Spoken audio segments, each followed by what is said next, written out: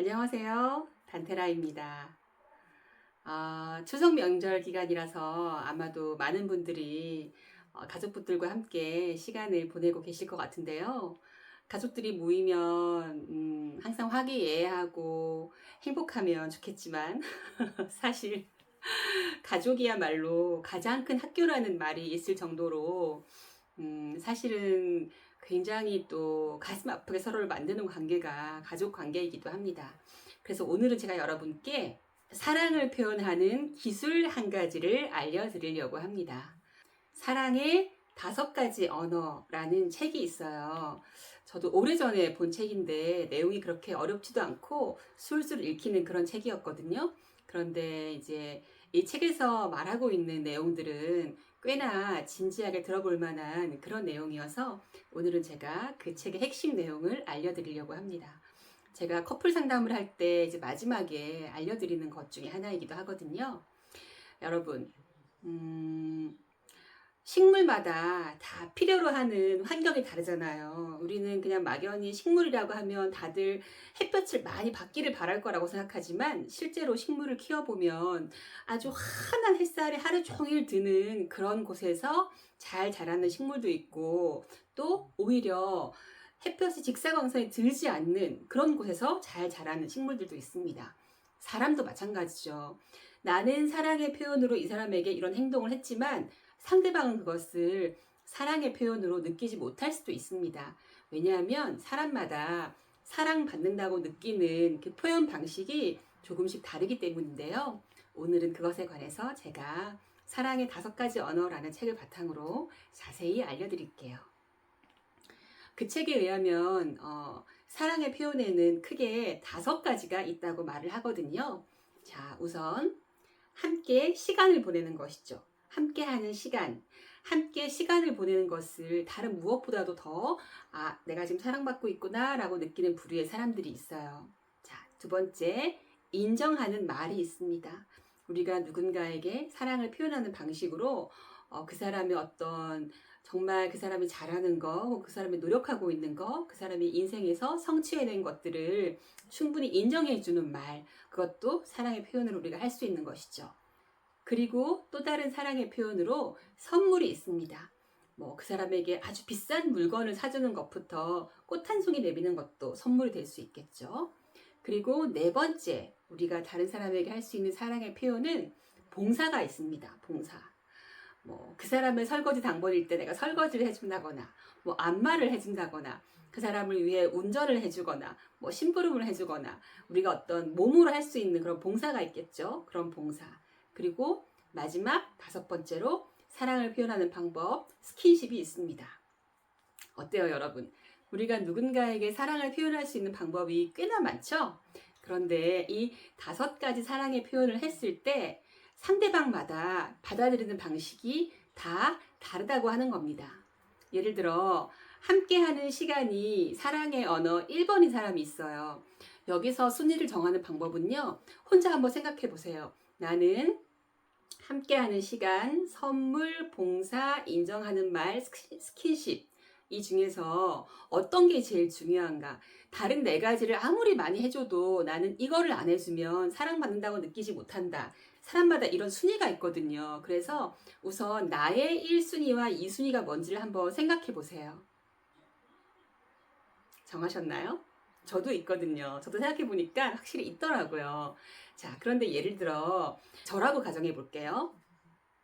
자, 예를 들어 제가 함께하는 시간이 사랑의 순위 1순위인 사람이에요. 저는 무조건 함께 시간을 보내야 사랑받는다고 느껴요. 그런데 만약에 그런 사람한테 선물 공사를 막 하면 어떻게 될까요?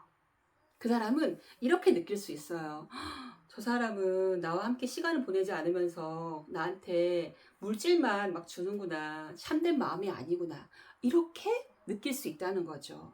혹은 선물이 사랑의 언어 1번인 사람에게 온갖 노력 봉사를 다 해요. 막 인정하는 말을 막 해요. 그럼 그 사람은 사랑받는다고 느낄까요? 아니라는 거죠. 저 사람은 늘 말로 때우는구나. 혹은 몸으로 때우는구나. 이렇게 생각할 수 있다는 거죠. 그래서 우리가 상대방에게 그래서 우리가 사랑하는 상대, 아주 중요한 어떤 연인이라든지 혹은 나의 배우자라든지 그리고 나의 자녀라든지 이런 친밀한 관계일수록 사실은 이런 것들을 대화를 나눠보는 것은 굉장히 의미가 있는 것 같아요.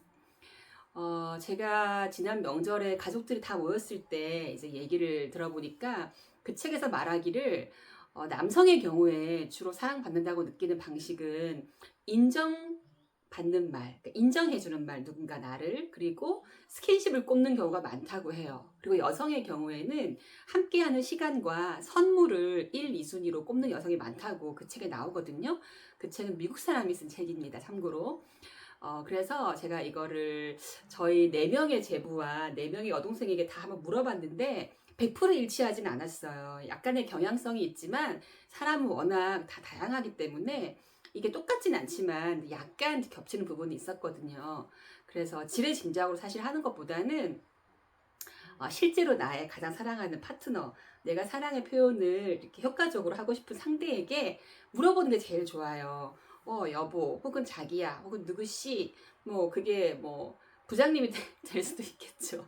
뭐, 상사, 부하 직원일 수도 있고, 어쨌든 내가 조금 더 사랑의 표현을 잘 전달하고 싶은 상대에게 사람이 다른 사람에게 마음을 표현하는 방식이 5가지가 있다고 하던데, 이 5가지 중에 당신은 어떤 게 가장 1번인 것 같습니까? 혹은 2번인 것 같습니까? 라고 물어봐서 이 1, 2번 순위를 기억했다가 그 사람에게 내가 내 마음을 전하고 싶을 때 그 사람의 1, 2순위를 채워주는 것이 굉장히 효과적일 수 있다는 거죠.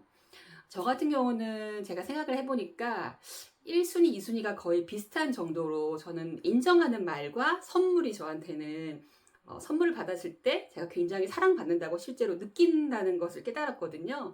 그러니까 여성이라도 이것은 조금 다를 수 있다는 거죠. 그래서 여러분도 여러분의 소중한 가족분들 혹은 연인 혹은 제일 친한 친구한테 한번 이걸 물어보세요. 그래서 뭐 어떤 선물을 할 일이 생겼을 때도 이걸 참고로 하면 굉장히 좋겠죠. 어떤 사람은 물질을 선물로 느끼지만 어떤 사람은 시간을 느낄 수도 있고, 누군가는 내가 살아온 어떤 인생이나 내가 이룬 것들에 대한 인정이 또 선물이 될 수 있기 때문에 그런 사람에게는 비싼 물건보다 오히려 편지와 함께 어떤 뭐 공로패를 준다거나 뭐 어떤 그런 식의 아이디어가 그 사람의 마음을 또 움직이거나 감동시킬 수도 있으니까요. 사실 어렵지 않잖아요. 그죠? 관심이거든요. 관심.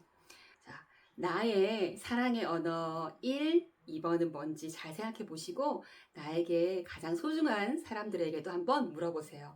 당신은 어떨 때 제대로 사랑받는다고 느끼는지. 그래서 서로가 서로에게 원하는 방식으로 애정을 줄 수 있다면 훨씬 더 상대방이 나의 마음을 더 잘 기억할 수 있을 거라고, 더 잘 내 마음이 전해질 거라고 생각합니다. 자, 추석 연휴인데요. 조금 맘 상하는 일이 있어도 우리 그냥 서로 이해해주고 눈 감아주고 상대의 실수를 그러려니 하고 넘어가 주기로 해요. 인간이니까 우리 항상 실수를 하잖아요. 그죠?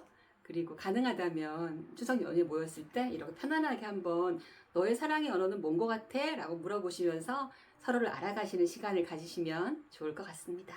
자, 그러면 여러분 모두 환한 달과 함께 행복하고 따뜻한 한가위 보내시기를 바랍니다.